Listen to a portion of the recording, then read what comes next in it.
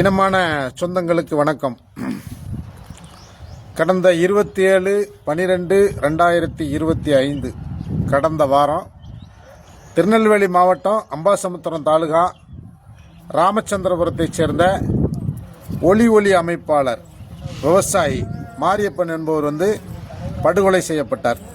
அதாவது அவரை இரவு நேரத்தில் மின் விளக்கை அணைத்து விட்டு படுகொலை செய்திருக்கிறார்கள். அவருக்கு 2 குழந்தைகள் இருக்குது. இதற்கு முன்பு 7 ஆண்டுகளுக்கு முன்பு அதே ஊரைச் சேர்ந்த முப்படாதி என்பவர் படுகொலை செய்யப்பட்டிருக்கிறார். இந்த படுகொலை எல்லாம் ஒரு குறிப்பிட்ட சமூகங்கள் தான் செய்கிறது. அதாவது அந்த சுற்று வட்டாரத்தில் இதுவரைக்கும் 50க்கும் மேற்பட்ட படுகொலைகள் நடந்திருக்கு. அந்த படுகொலைகள் எல்லாம் செய்வது ஒரு குறிப்பிட்ட சமூகம். அவர்களுடைய நோக்கம் படுகொலைகள் மூலமாக இந்த சமூகத்தை அச்சுறுத்த வேண்டும், இவர்களுடைய நிலங்களை அபகரிக்க வேண்டும், இவர்களுடைய அரசியல் அதிகாரத்தை அபகரிக்க வேண்டும், பொருளாதாரத்தை சுரண்ட வேண்டும் என்பதுதான் அவங்களுடைய நோக்கம். இது ஒரு நீண்ட கால திட்டம். இதுக்கு இந்த அரசு உடந்தையாக இருக்கிறது. அந்த மக்கள் இன்னும் அந்த 8 நாள் ஆகுது மாரியப்பன் படுகொலை செய்யப்பட்டு, இன்னும் அந்த மக்கள் உடலை வாங்காம போராடிட்டு இருக்கிறாங்க. என்ன கேட்கிறாங்க அப்படின்னா, தொடர்ந்து ஒரு பாதையில் பயணிக்கும் போது அவர்கள் பல்வேறு வகையில் பெண்களை கேலி பண்ணுறது, பசங்கள்கிட்ட பிரச்சனை பண்ணுறது, முதியோர்கள்ட்ட பிரச்சனை பண்ணுறது, ஏதாவது பொருட்களை எடுத்துகிட்டு போகும்போது அதை வழிமறிக்கிறது, தொடர்ந்து ஆடுகளை எடுத்துக்கிறது, மாடுகளை காயப்படுத்துறது, இப்படின்னு பல்வேறு வகையான நெருக்கடிகள் அந்த பகுதியில் இருக்குது. இந்த நெருக்கடிகள்லாம் இந்த அநீதிகள், இந்த அடக்குமுறைகளுக்கு அவங்க தவிர்க்க விரும்புகிறாங்க. தேவேந்திர குல வேளாளர்கள் வன்முறை பாதையில் செல்லவில்லை.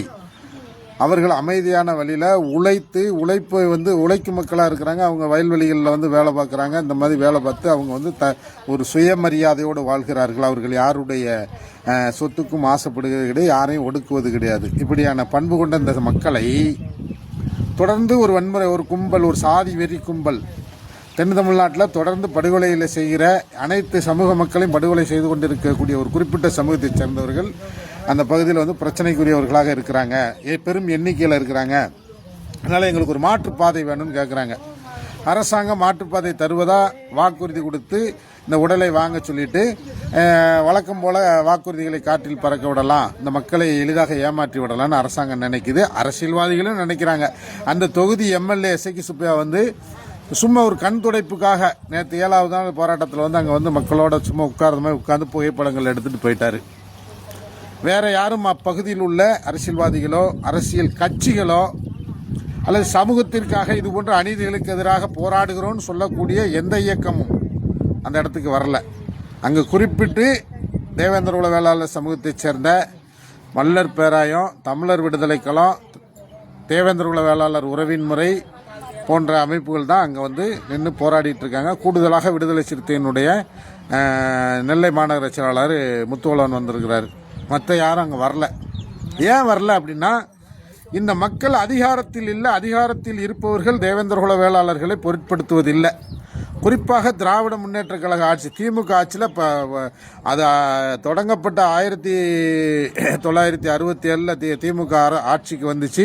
67 வெண்மணி படுகொலை தொடங்கி மாரியப்பன் படுகொலைக்கு ஆயிரக்கணக்கான படுகொலைகள், நூற்றுக்கணக்கான துப்பாக்கி சூடுகள்லாம் திமுக ஆட்சியில் தான் நடந்திருக்குது. மற்ற எல்லா அரசுகளை விட திமுக இந்த மக்களை பழிவாங்குறதுல முன்னணியாக இருக்குது. அதை நோக்கி தான் இந்த விஷயங்கள்லாம் நடக்குது. அந்த மக்கள் மாற்றுப்பாதை கேட்குறாங்க, மாற்றுப்பாதை கொடுக்காம இன்னைக்கு என்ன நடந்திருக்குன்னா, 8வது நாள் காலையில் சேரன் மாதேவி சப் கலெக்டர் அலுவலகத்துக்கு வர சொல்லியிருக்கிறாங்க. அந்த மக்களை வாங்க, உங்களுக்கு மாற்றுப்பாதை குறித்து நம்ம விரிவாக பேசிக்கலான்ட்டு இவங்க போனதுக்கு, நீங்கள் உடலை வாங்கலைன்னா நாங்களே உடலை அடக்கம் பண்ணிடுவோம்னு சொல்லி சப் கலெக்டரே இந்த மக்களை அழுத்தம் கொடுத்து மிரட்டலாக பேசுகிறதா நமக்கு களத்திலேருந்து செய்தி வந்திருக்குது. தேவேந்திர குல வேளாளர் சமூக அமைப்புகள் அனைத்துமே இந்த நேரத்தில் அந்த கிராமத்தை நோக்கி நம்ம அணி திரள்றது தான் சரியாக இருக்கும்.